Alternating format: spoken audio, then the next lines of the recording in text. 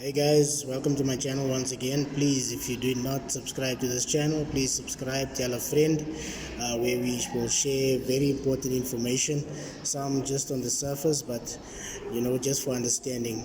Right now I want to look at this poem for matric, Tien haikoes vir die Fredefort koepel. Now in this poem, the title of the poem is already a problem in that we have to understand what this haikoes mean and also Fredefort koepel. Alright, firstly I want to look at the word tien. It means 10, right? It means 10, right? So there is 10 of something. The word haikoes is a form of Japanese poetry, and they have one haiku is one stanza basically, or one poem, right? So one haiku is a poem. In this one poem, in this form, there's up to 10, and it's like stanzas, but each stanza is a poem, and then it is called a haiku. So we have 1, 2, up to 10 poems, 10 haikus. Okay, then again on the title, Fredefort, there is actually a place, right? A place where a meteor dropped 2 billion years ago, and this poem is dealing with the meteor that dropped 2 billion years ago, then also the air, the water, the ground, the people, everything around that site, okay, which was also declared a World Heritage Site. Sorry for that. Then here, the koepel, right? Now, on the surface of the earth, when the meteor hits, then it creates a sort of a hole in it, right? And then this hole, this area here, that is called a koepel, right? It's basically the site where the meteor dropped. Okay. Now the poem has to do with this koepel, this hole that it has created, sort of a crater, right, with the impact and force. And obviously, with the impact and force of the meteor, there would be air pollution, there would be ground pollution, also everything around it, all greenery around it will then die, right, with the pollution and the dangerous gases in the air, the polluted stuff in the air, and then the greenery around it will obviously die out. Now it took this koepel, it took this crater 2 billion years to regrow or restore itself. Eventually the air cleared up, eventually the water streams cleared up, and so forth, but it now has a new threat of water pollution from industry, from humans, and so forth. Downstream, everything that flows through the koepel or whatever, then in there, it is now threatened by pollution, all types of pollution. Alright, so basically, on the first one, it deals with the first haiku. It has to do with the meteor, right? Deur die donker klief 'n klipvuis en klap lewe uit die aarde uit, right? This klipvuis is basically, if you look at the first word there, klipvuis, that is a stone or a rock. A face is a fist. So basically a fist of stone through the air. And then klap lewe, this is an instant action. It destroyed life where it hit, right? It destroyed life on earth, right, as it hit. This is just a quick overview, a quick revision video of 10 haikus for Fredefort koepel, right? Then it says again, 'n asem jaag oor yslike nagte en vee ons winternis weg. Here we are talking about wind. It's this here now is 'n asem. We are talking about metaphors, because wind is not a breath. So this here it says the wind moves like a breath. Yslike nagte, huge nights, or many nights, en vee ons winternis weg. This is talking about the wind and how it moves over the koepel area, over the meteorite hit area, and how it moves all the bad things away. With wind, the air pollution and whatever pollution basically will move in the air, and it will move to a different section, clearing up the skies, right? Then the next one here, it says water. Jy maak so silwer sonder droë woorde sin wat my skoon verstom. Now the writer here is looking at the water, and he's basically how can I say, impressed by the water, and he's basically what is this? He has no words, right? So the water basically impresses him, whatever. But the natural flow of the water, and it speaks volumes to the writer, the natural flow of the water, right? Jy maak so silwer sonder droë woorde. So silwer sonder droë woorde. Again, the writer here says that the water in his eyes is alive, right? And it makes sense without any words. No explanation needed.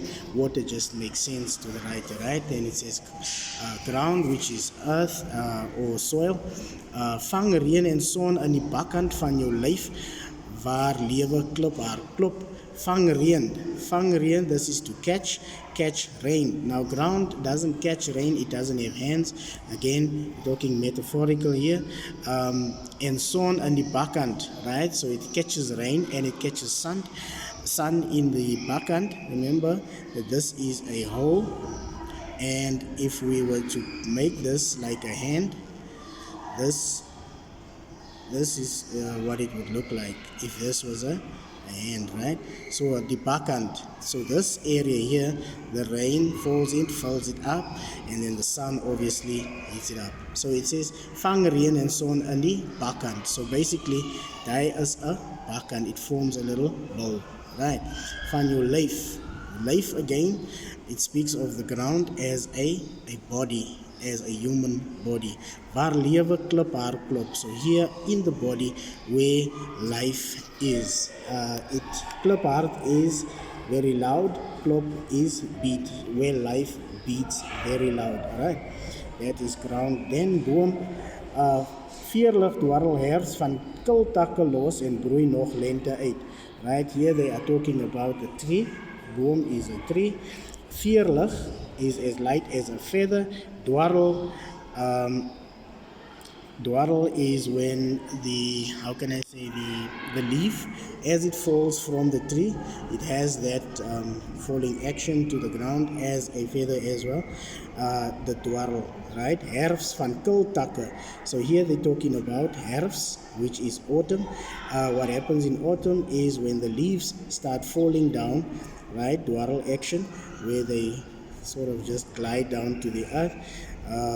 They're talking about herfst van kultakke. Kul, something very cold, also very empty, very dead, right? So here, kultakke, so basically in autumn where the leaves fall off and it's only now the branches sticking out, becoming dry sticks and whatever, right? Los en broei nog lente uit, right? Takke los, this is when it's loosened, and broei nog lente uit. Broei, here the writer is also telling us that there's a new chance for life.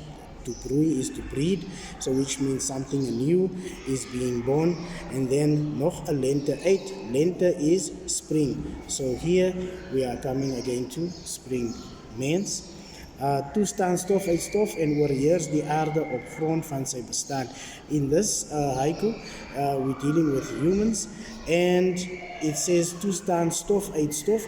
This is a reference to the Bible, Adam, and his how can I say, his birth, or the day that God made Adam out of dust. And oorheers die aarde, here to rule over the earth, or to dominate the earth, and thus also bringing with this domination, with the pollution and the destruction and so forth. die geaarde op grond van sy bestaan. So he came to dominate the earth and basically destroy the earth, being very stupid of human beings. If you have the analysis, then that would be explained in the analysis. This is just a quick overview.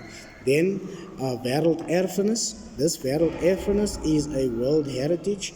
Then the site in itself was declared a world heritage site, where the koepel being the meteor area, the crater that the meteor created.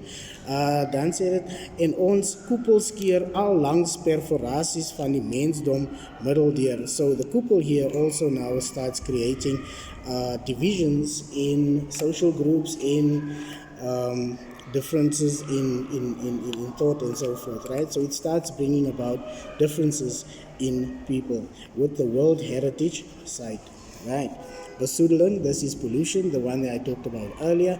Nou moet dier en duif hees van die rook en roet, verbuil en treksaag boet, right? Nou moet dier en duif, this is now deer and duif, this is walking animals, flying animals, right? Crawling and flying animals. Now they must suffer. They must suffer through the abuse of the domination of human being, and then polluting the earth and so forth. Now the animals must suffer, right? Verbuil en treksaag, boet, buil, it's an axe, treksaag, this is to cut down trees, it is a saw, right? So here trees are being cut down, animals, flying animals, crawling animals need to seek other living areas, whatever. Dan dankgebed. Hier ons paaie lê uitgeteer oor brûe met water onder deur. So here we are talking about uitgeteer oor brûe, right? What are they saying there? Paaie is now tarred. Things have moved on. There was development. The roads are now tarred and so forth, uitgeteer, and then there's also bridges, and then there's also water flowing under those bridges and so forth. Please check and read the analysis quickly, right? This is to give thanks that there was reparation done. Things got restored to its normal to normality, basically, right? Tien. Then the word tien, remember I said it means 10, right? It means 10, which means in this poem, this is the last poem. It is the last one, it is number 10, right? Face van swaal en vuur, face van swaal en vuur, again back to the meteor, now being a fist, right? Face van swaal en vuur, gaan diskant ons groot ekskuus weer kom asemhaal. Now, when the meteor hit, the air was filled with dangerous gases and so forth. Swaal and seer, again, this swaal and seer, again, it's a reference to the Bible, when the end of the world in the book of Revelation and so forth, right? So here it says, it talks about diskant, ons groot ekskuus. This is now our excuse as humans standing in front of God, and then giving whatever excuses we can so that we can escape hell, right? Swaal en seer. Weer kom asem haal. Alright, so this groot excuse here is our big excuse to God when we want to escape death. Right. When we look down in this book here, we have to go through all of this. Please, you can download the video and then just slowly go through this recording so that you can see what the words also mean there. Alright, so that you can study this in peace. Okay, that is a quick overview of this very long poem. Only took 15 minutes. I hope you can download the whole thing. So if you enjoyed this and you found it a bit helpful to understand what this poem is about, it's very confusing. So please go read through this as well. Pause the video on this section, read through it, and then carry on and listen to the very short, very brief, very fast explanation on each haiku. Okay, it's very complicated. Please download it. Right, thank you very much. Enjoy the video and tell a friend about my channel. Subscribe, and then for more uploads.